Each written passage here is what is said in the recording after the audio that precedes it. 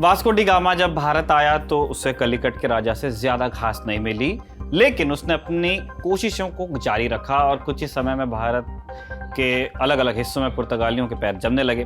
कलिकट से शुरुआत कर पुर्तगाली पहले गोवा पहुंचे और फिर उसके बाद दमन और दीव से होते हुए उन्होंने दादरा और नगर हवेली पर भी कब्जा जमाया। दादरा और नगर हवेली पर जब पुर्तगालियों ने कब्जा किया तो वहां मराठा साम्राज्य का राज था। इसके बाद दादरा नगर हवेली एक लंबे इतिहास से गुजरते हुए 1947 में पहुंचा। भारत को आज़ादी मिलने के वक्त भी यहाँ पुर्तगालियों का ही कब्जा था।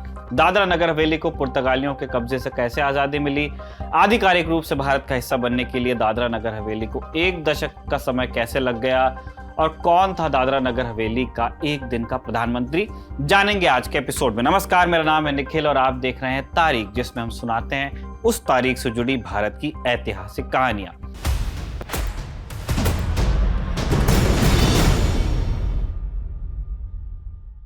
आज 1 अगस्त है और आज की तारीख का संबंध है दादरा और नगर हवेली से। सन 1200 के आसपास दादरा नगर हवेली पर वहां के कोली सरदारों का राज था। 1262 में राजस्थान के राजपूत राजकुमार राम सिंह ने कोली सरदारों को हराकर इस पर कब्जा किया। राम सिंह ने खुद को रामनगर के शासक के रूप में स्थापित किया। रामनगर इस समय दादरा नगर हवेली में धर्मपुर नाम से जाना जाता है। आधुनिक भारत में राम सिंह ने रामनगर में 8 गांवों को जोड़ा, जिनमें से एक नगर हवेली भी था। रामनगर की राजधानी सिलवासा बनाई गई। इस पूरे क्षेत्र में राजपूतों ने करीब 400 साल के करीब राज किया। 17वीं सदी की शुरुआत में रामनगर पर मराठाओं का राज हुआ, लेकिन राजपूत राजा राम सिंह के वंशज सोमशाह राणा ने 1690 में इस पर फिर से कब्जा किया। इस दौर में पुर्तगाली भारत में लगातार अपना प्रभाव बढ़ाते जा रहे थे। सन 1510 में उन्होंने बीजापुर के आदिल शाह से गोवा को जीता। इसके बाद वो दमन, बंबई, वसई और दीव में भी अपने पैर फैलाते चले गए। 1739 में पुर्तगालियों और मराठाओं की लड़ाई होती है। इस जंग में जीतने के बाद मराठाओं ने वसई और बॉम्बे के इलाके जीत लिए। वसई भी मुंबई के पास ही है। अभी पुर्तगालियों के पास सिर्फ गोवा और दमन और दीव रह गया। सन 1772 में मराठा नौसेना के कमांडर जानोजी धुड़प ने संताना नाम के पुर्तगाली युद्धपोत को जब्त कर उसे डुबाया। इससे नाराज होकर पुर्तगालियों ने पुणे में पेशवा के दरबार में अपना राजदूत भेजा और मुआवजे की मांग रखी। इसी समय मराठाओं को अंग्रेजों से चुनौती मिल रही थी। पहला एंग्लो मराठा युद्ध भी शुरू हो गया था, जो 1782 में खत्म हुआ। ऐसे में मराठा पुर्तगालियों से जंग से बचना चाहते थे। इसीलिए 1783 में उन्होंने पुर्तगालियों को मुआवजे के तौर पर नगर हवेली के 72 गांवों से राजस्व वसूलने की पेशकश की।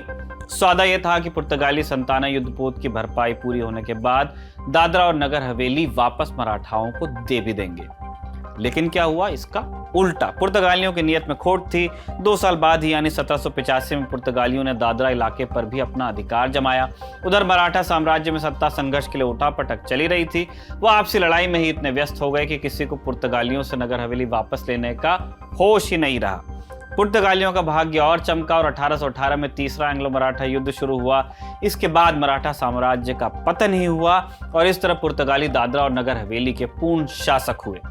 1947 में जब भारत ब्रिटिश शासन से मुक्त हुआ तो दादरा और नगर हवेली का सवाल उठा।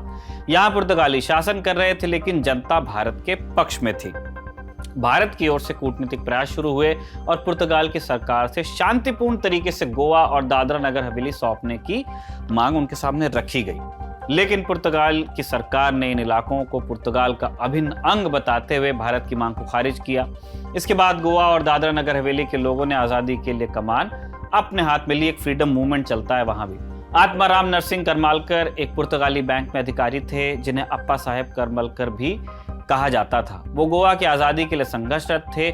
इसी दौरान उन्होंने महसूस किया कि गोवा की आजादी के साथ साथ दादरा नगर हवेली को भी आजाद कराना होगा। फिर उन्होंने दादरा नगर हवेली के स्थानीय नेताओं से मुलाकात की और यहाँ पर भी संघर्ष जोर पकड़ता है। दादरा और नगर हवेली के लोगों ने united front of Goans, national movement liberation organisation और आजाद गोमंतक दल जैसे संगठन बनाए, जिन्होंने आजादी के लिए आवाज बुलंद की। 18 जून 1954 को दादरा नगर हवेली की आजादी में जुटे संगठनों की लवासा में मुलाकात होती है।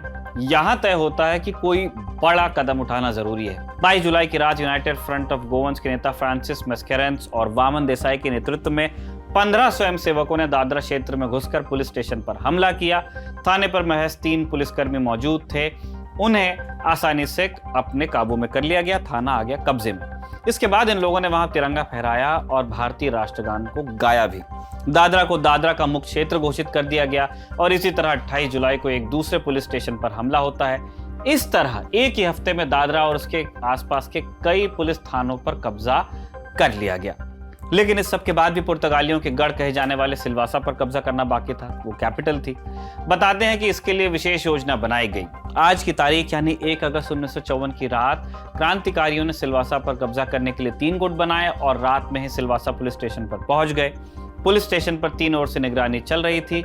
अचानक हमला हुआ और पुलिसकर्मियों को आत्मसमर्पण करना पड़ा। रात भर क्रांतिकारी पुलिस चौकी पर ही बने रहे। सुबह होते ही नगर हवेली को भी आजाद घोषित किया गया। बताया जाता है कि दादरा और नगर हवेली को आजाद कराने में राष्ट्रीय स्वयंसेवक संघ का भी बड़ा योगदान था। लेखक रतन शारदा ने अपनी पुस्तक संघ और स्वराज में इसका ब्यौरा दिया है। वो लिखते हैं, 1954 की शुरुआत में दादरा नगर हवेली में आजादी की मांग चरम पर थी। इन्हीं दिनों में संघ के स्वयंसेवक राजा वाकणकर और नाना कजरेकर दादरा नगर हवेली तथा दमन के आसपास के इलाकों में वहां की स्थिति का जायजा लेने कई बार गए। स्थानीय लोगों से मिले भी जो चाहते थे कि उनका क्षेत्र भारत का हिस्सा बन जाए। अप्रैल 1954 में आरएसएस ने नेशनल मूवमेंट लिबरेशन ऑर्गेनाइजेशन तथा आजाद गोमंतक दल के साथ दादरा नगर हवेली की आजादी के लिए गठबंधन भी किया। वो आगे लिखते हैं, 1 अगस्त 1954 को पुणे के संचालक विनायक राव आप्टे के नेतृत्व में 100 से ज्यादा स्वयंसेवकों की एक टोली ने दादरा और नगर हवेली पर धावा बोला। फिर उन्होंने सिलवासा पर हमला किया और 175 पुर्तगाली सैनिकों को आत्मसमर्पण करने पर मजबूर किया। एक लंबे संघर्ष के बाद दादरा और नगर हवेली 2 अगस्त 1954 को पुर्तगाली शासन से आजाद हुआ, लेकिन 1961 तक यहाँ एक लोकल काउंसिल का शासन चला। 1954 से लेकर 1961 तक इस क्षेत्र पर लोकल लोगों द्वारा बनाई गई सिटीजन काउंसिल ने शासन किया। इसके पीछे बड़ी वजह थी कि पुर्तगाल की सरकार इस क्षेत्र से अपना अधिकार आधिकारिक रूप से छोड़ने को तैयार हुई नहीं थी। उसने कई अंतर्राष्ट्रीय मंचों पर यह मामला लगातार उठाया। पुर्तगाल इस मामले को लेकर अंतर्राष्ट्रीय न्यायालय ICJ में गया। अप्रैल 1960 में आईसीजे ने फैसला सुनाया कि दादरा और नगर हवेली क्षेत्र पर पुर्तगाल का संप्रभु अधिकार था। इस फैसले के बाद दादरा और नगर हवेली के नेताओं ने भारत से मदद मांगी और जल्द विलय के लिए कोई कदम उठाने को कहा। तब तत्कालीन प्रधानमंत्री ने गुजरात कैडर के IAS अधिकारी KG बदलानी को जिम्मेदारी सौंपते हुए दादरा और नगर हवेली भेजा। दादरा नगर हवेली की लोकल काउंसिल पहले ही भारत में विलय को लेकर फैसला ले चुकी थी, लेकिन दादरा और नगर हवेली भारत में विलय होते कैसे, बड़ा सवाल था और एक गजब तरकीब इसके लिए निकाली भी गई। लोकल काउंसिल ने KG बदलानी को अपना एक दिन का प्रधानमंत्री चुन लिया। 11 अगस्त 1961 को दादरा और नगर हवेली के प्रधानमंत्री KG बदलानी ने भारतीय प्रधानमंत्री जवाहरलाल नेहरू के साथ एक दस्तावेज पर हस्ताक्षर किए।